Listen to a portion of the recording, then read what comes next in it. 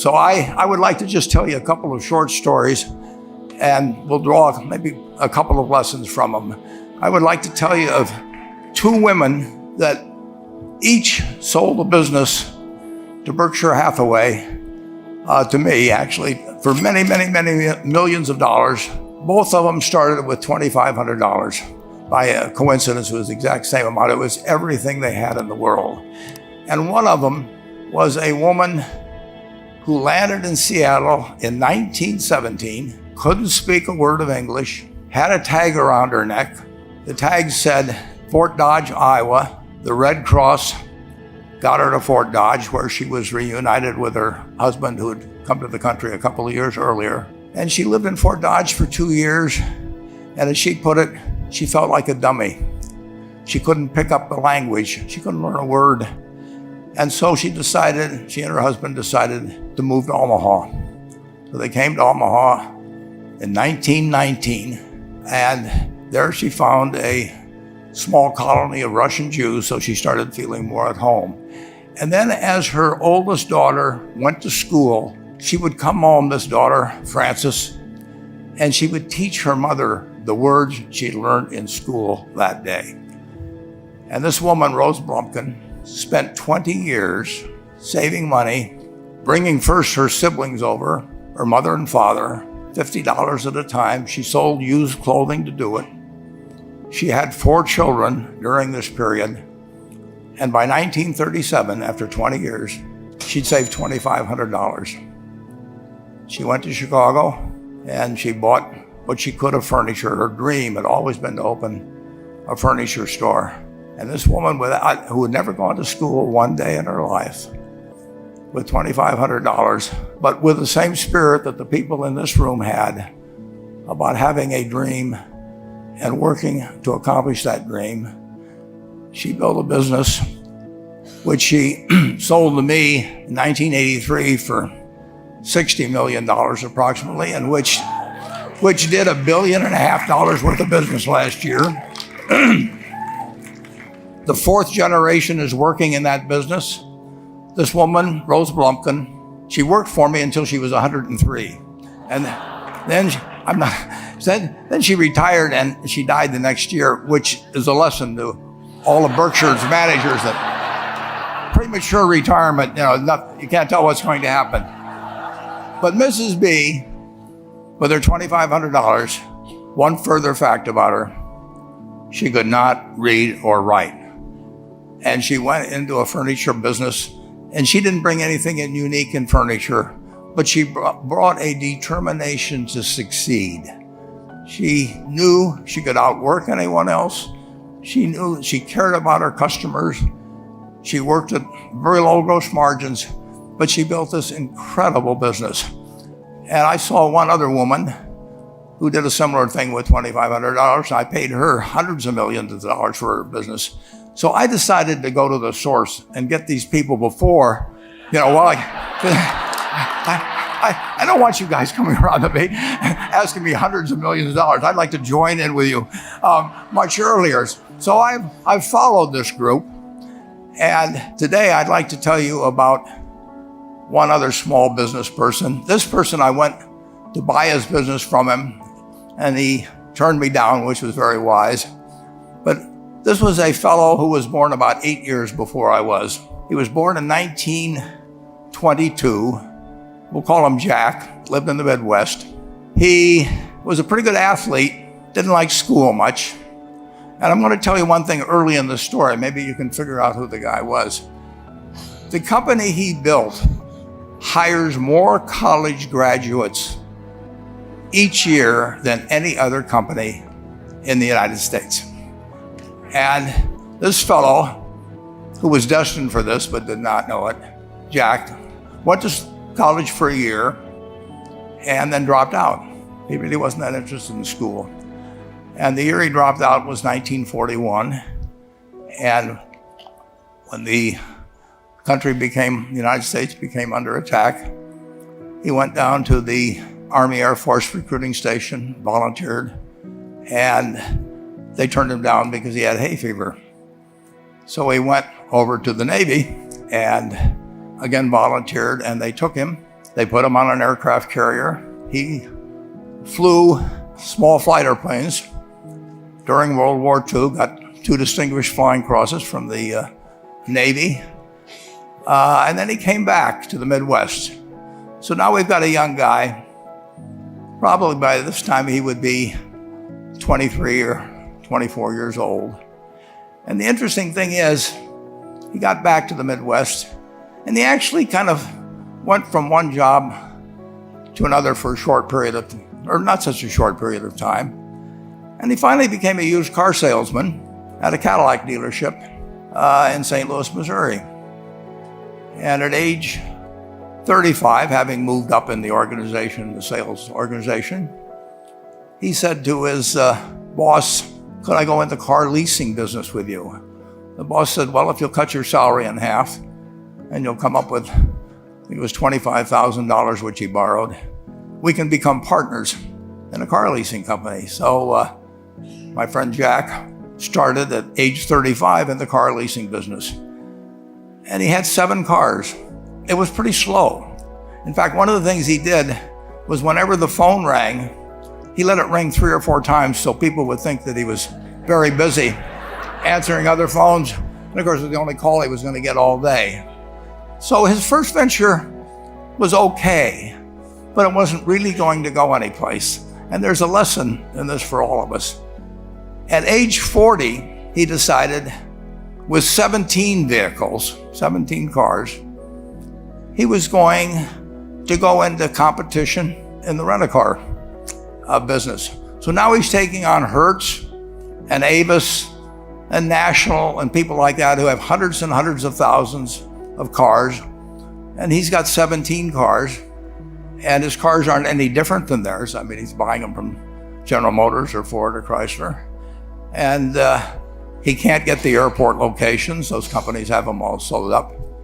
But he was determined that he would basically offer the customer, can't offer him a different car, but he can offer them friendlier service than they've ever seen.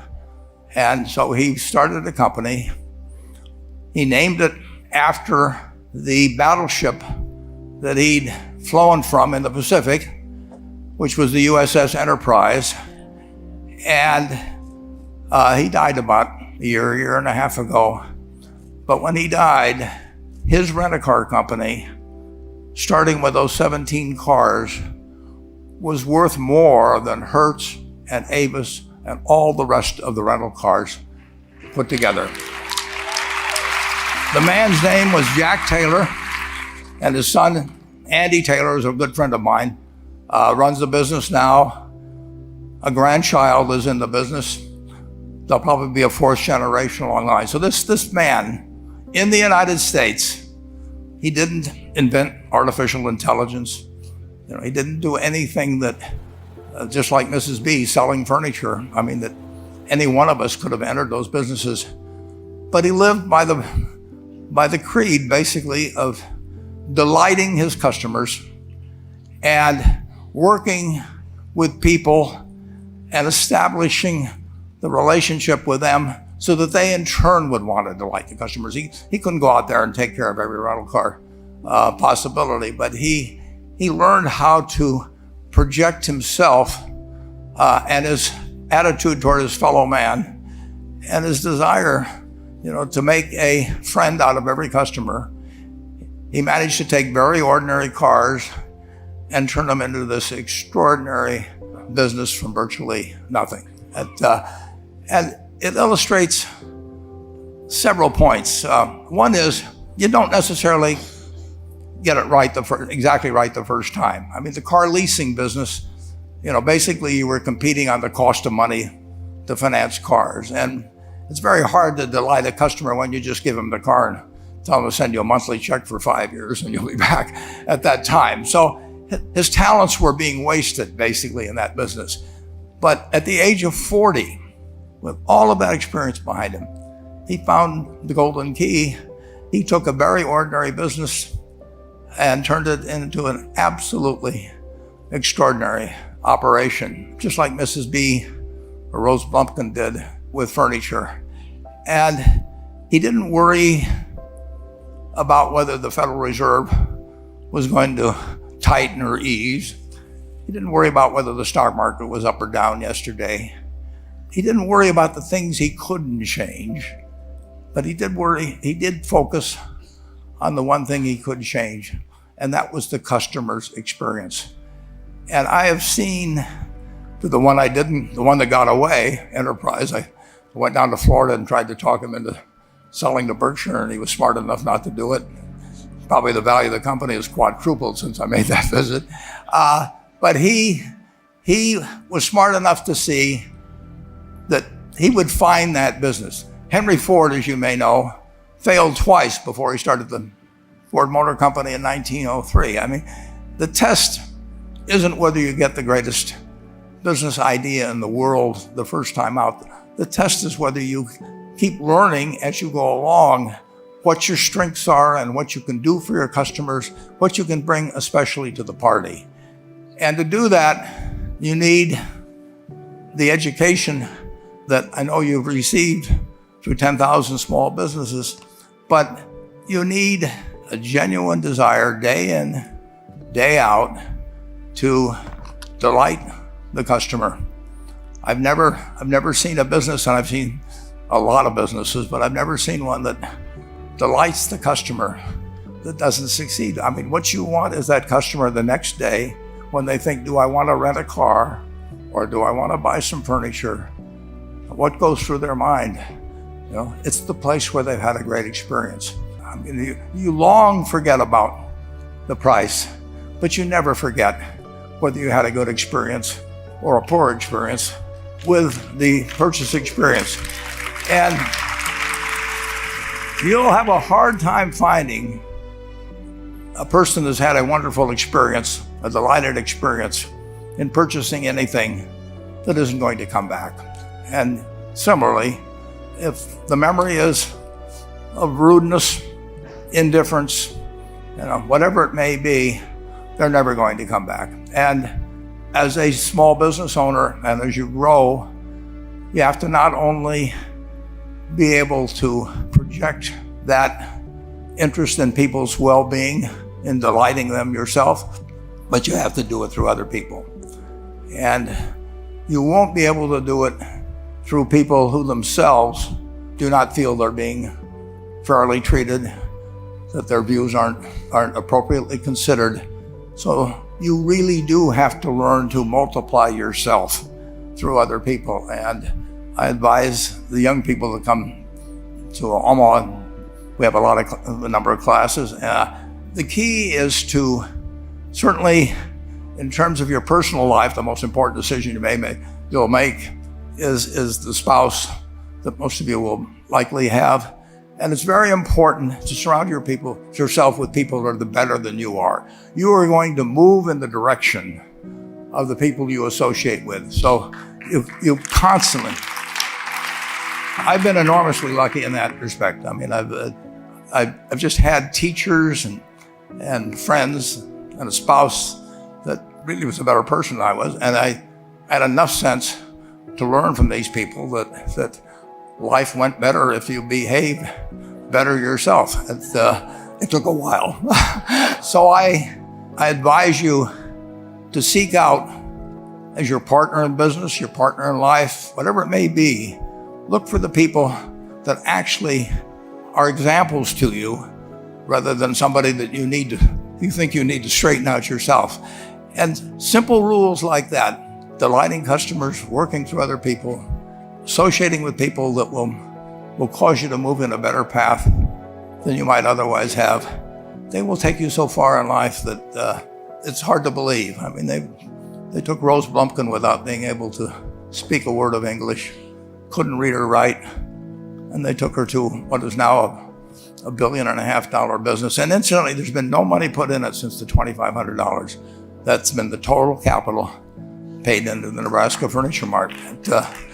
And I think if you looked at Enterprise, I don't know their books the same way, but my guess is that very little equity capital has been added to Enterprise over the years. The business built on itself.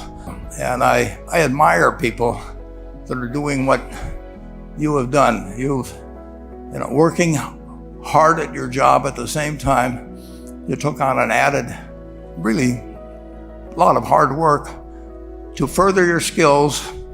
99% graduate. I mean, it's a mind-blowing statistic. And I'm looking at 2,200 people here who I admire. I'm cheering for you, and I can tell you the best is yet to come. Thank you.